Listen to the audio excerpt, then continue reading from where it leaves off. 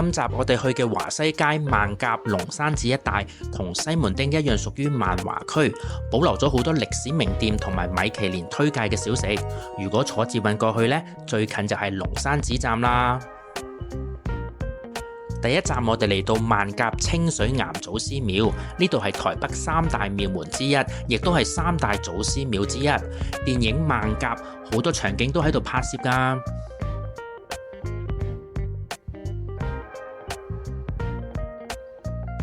位於祖師廟旁邊呢，就有一間米其林必備登推介嘅小食啊，一甲子餐飲。呢度嘅控肉飯、掛包、滷肉飯都好出名㗎，排隊等買嘅人啊冇停過啊！富有彈性嘅掛包咬落去非常之鬆軟啊，加上老到入味嘅豬腩肉，配埋芫茜、花生粉同埋酸菜等等，鹹中帶甜，中和咗油膩感啊！味道相當之唔錯啊，可以話係我喺台灣食過最好味嘅掛包之一啊！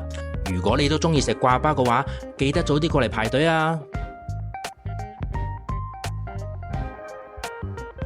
食完美味嘅掛包，我哋行過隔離嗰間鋪啊，就有一間60年嘅羊肚汁名店啊！根據台北人講呢，呢間比西門町嘅成都羊肚冰呢更加犀利啊！點翻杯超級大杯嘅鳳肚汁啊，即係鳳梨加羊肚啊！羊肚呢，佢係用古法醃製嘅，鳳梨呢，就係用新鮮嘅鳳梨加糖去熬煮嘅，兩者加埋一齊，一甜一酸，底部呢，仲食到羊肚嘅果肉啊！飲落去啊，開胃晒啊！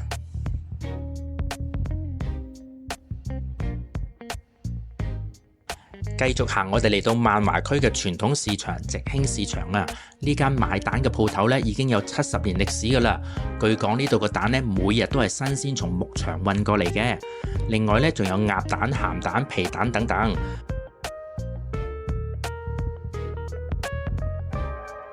入市場呢度有一間賣日本料理嘅店啊，傍晚時分先營業。據講呢以前係賣魚嘅，後嚟先改為食刺身嘅店。喺菜市場裏面食刺身又幾特別喎。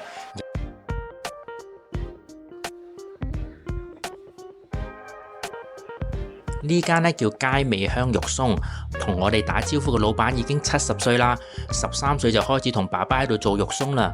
據講呢度嘅肉鬆、肉乾、臘肉、臘腸等等呢，都係唔加防腐劑、唔混合葱豆粉嘅，真材實料啊！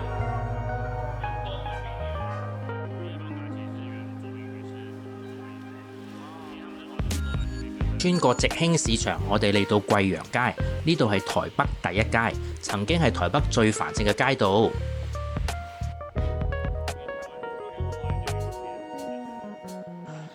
呢度呢有一間專賣香燭嘅鋪頭，1897年創立，經已有過百年歷史啦。有咩咁特別呢？呢度嘅香啊，堅持以天然中藥調製，每支香呢通常含有20幾種藥材。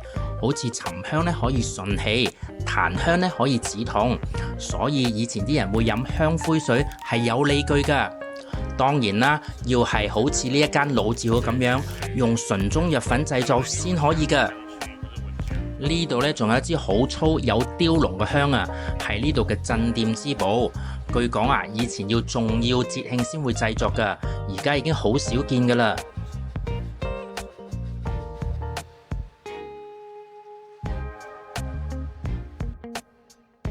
跟住落嚟，我哋嚟到一間涼茶鋪啊，冇錯啊，台灣人都好中意飲涼茶噶，佢哋會稱之為青草茶。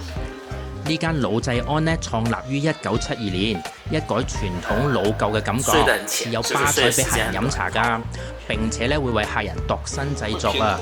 根據自己嘅問題喺單據上勾選，店員咧仲會問你一啲身體嘅狀況，就會積極為你泡茶噶啦。熬夜大概都幾點睡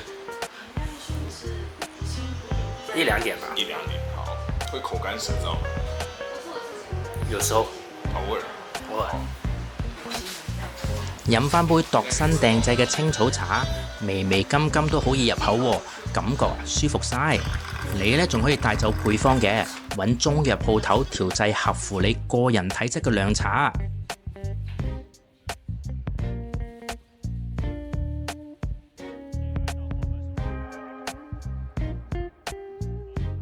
呢間福大同茶莊始創於清道光25年，至今已經有170幾年歷史，係台灣第一家引進普洱茶嘅店家。呢度所採用嘅茶呢，堅持自然農法，唔噴灑農藥同埋化肥㗎。嚟到呢度，你可以品茶、聞茶，以及請教店家各種有關茶嘅知識，一定咧可以揾到合乎你個人口味嘅靚茶。鍾意靚茶同埋想揾專家討論嘅，呢度真係一個唔錯嘅選擇啊！行到華西街嘅牌樓，呢度有好多間俾米芝蓮、必比登同埋在地人推介嘅名店啊！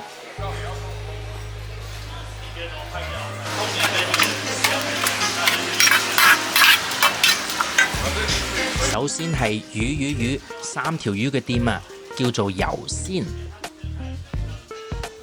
呢度賣嘅蚵仔大腸麵線啊，湯底濃郁可口，據講咧係用咗雞骨、海鮮、蝦米去熬製嘅，而佢嘅麵線咧好滑啊，啜一聲就食到啦。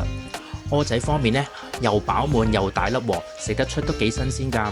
最獨特嘅地方咧係彈牙嘅大腸啊，有赤燒嘅味道，令到成碗米線咧更加香、更加好味啊！當然唔少得嘅就係可以加辣同埋加蒜泥啦。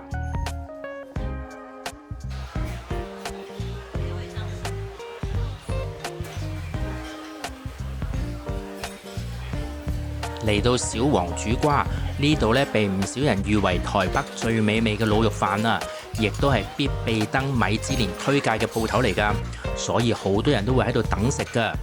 招牌呢就係黑金滷肉飯同埋清湯瓜仔肉啦。呢碗黑金滷肉飯據講係經過至少4個鐘頭滷製，並且咧要靜置1個晚上，令到啲滷肉咧吸收晒湯汁，食起上嚟先會更香更好味㗎。睇上去咧就黑掹掹咁，以為好鹹啦，食落去啊先知道恰到好處，入口即化，好好味啊！仲有老白菜、豆腐、鴨蛋等等都非常之入味啊，難怪呢度可以成為必比登嘅推介啊！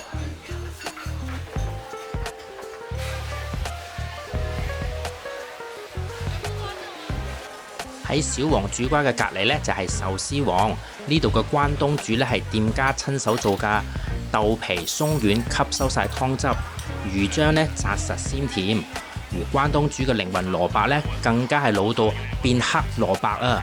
我呢塊呢都仲唔夠黑㗎，但已經十分之入味啦。話明係壽司王，當然要試下呢度嘅台式壽司啦，有熟蝦、三文魚、吞拿魚，食得出都幾新鮮喎。台式嘅壽司呢係會掃上醬汁嘅，帶有甜味，整體嘅味道都唔錯㗎，值得一試。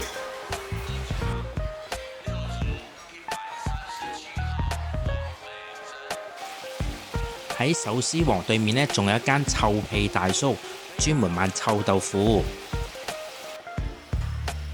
呢度採用嘅呢係有機手工豆腐，植物滷水天然發酵而成嘅豆腐，即叫即炸，所以食得出外酥內軟，外層呢非常之酥脆，內部呢仍然保持濕潤，加上店家自己製作嘅醬料同埋泡菜啊，真係好好味啊！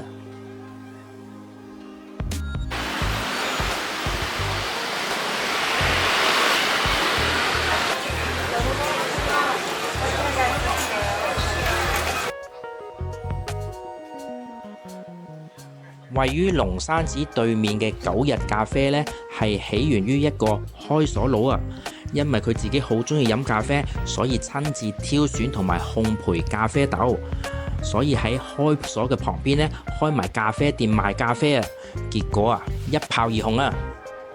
一杯又濃又純嘅咖啡，成為咗唔少人嘅心頭好啊！呢度呢仍然保留有開鎖嘅工具，好多人除咗喺度飲咖啡之外呢，都鍾意喺度打卡拍照留念啊！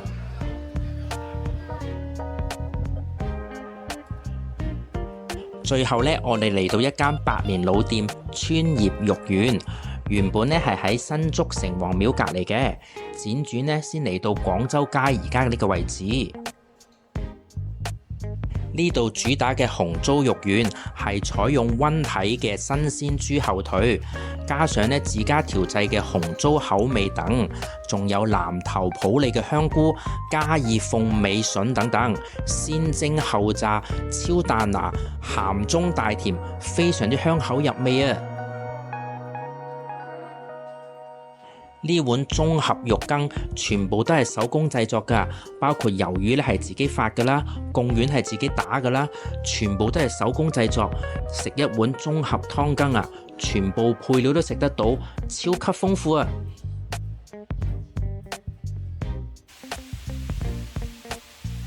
食飽飽，我哋嚟個總結啦。萬懷區真係一個保存得非常之完整嘅區域啊！從著名嘅龍山寺出發，好多地方都令到人驚喜啊！中意少少可以揾到米芝蓮推介嘅美食，好似掛包、滷肉飯以及蚵仔麵線、臭豆腐、關東煮等等，亦都有好多傳統嘅老店啊，好似有百年嘅茶行、肉丸店，以至推陳出新嘅青草茶店，都好有特色，好好味啊！萬華區既保留咗傳統，亦都好有創意，實在好值得時間喺呢度慢慢行㗎。下次嚟到台北，大家不妨多啲嚟萬華區嘅華西街、龍山寺一帶行下，一定會揾到驚喜㗎。今集就介紹到呢度啦，希望大家鍾意啦，我哋下集再見。最後記得訂閱、分享同埋按 like 啦，拜拜。